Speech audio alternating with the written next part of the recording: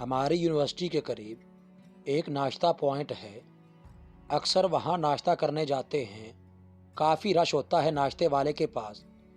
मैंने काफ़ी दफ़ा मुशाहदा किया कि एक शख्स आता है और खाना खाकर भीड़ का फ़ायदा उठाकर चुपके से पैसे दिए बगैर ही निकल जाता है झांसा देकर।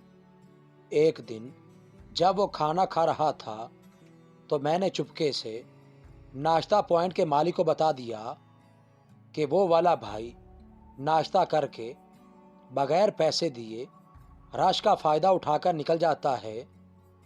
ये जाने ना पाए, इसको रंगे हाथों पकड़ना है। मेरी बात सुनकर नाश्ते वाला मालिक मुस्कुराने लग गया और कहने लगा कि इसे निकलने दो, कुछ नहीं कहना इसको, बाद में बात करते हैं। हस्बे मामूल वो भाई नाश्ता करने के बाद इधर उधर देखता हुआ झांसा देकर चुपके से निकल गया। मैंने नाश्ते वाले मालिक से पूछा कि आप बताओ उसे क्यों जाने दिया, क्यों उसकी इस हरकत को नज़रअंदाज कर दिया। जो जवाब उस नाश्ते वाले मालिक ने दिया वो जवाब मेरे 14 तबक रोशन कर गया। कहने लगा कि अकेले तुम नहीं, बहुत से बंदों ने उसको नोट किया और मुझे बताया। ना भी कोई बताता तो मुझे खुद भी पता है उसकी इस हरकत का हमेशा से।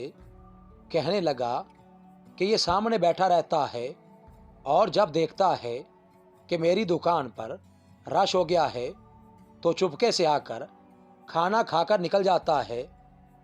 मैं हमेशा इसको नज़रअंदाज कर देता हूँ और कभी नहीं रोका, ना पकड़ा, ना कभी बेइज्जत करने की कोशिश की, क्योंकि मुझे लगता है कि मेरी दुकान पर रश इस बंदे की दुआ से लगता है।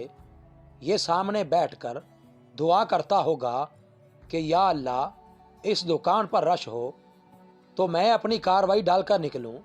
और सच में रश हो जाता है हमेशा जब ये आता है।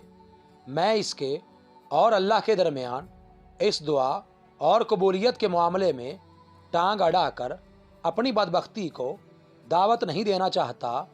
ये मेरी तरफ से नज़रअंदाज ही होता रहेगा और हमेशा ऐसे खाना खाता रहेगा तो भी मैं कभी इसको पकड़कर बेइज्जत नहीं करूँगा। तो प्लीज़ लोगों के ऐबों पर पर्दा पोशी किया करें। अल्लाह पाक आपकी पर्दा पोशी फरमाएंगे।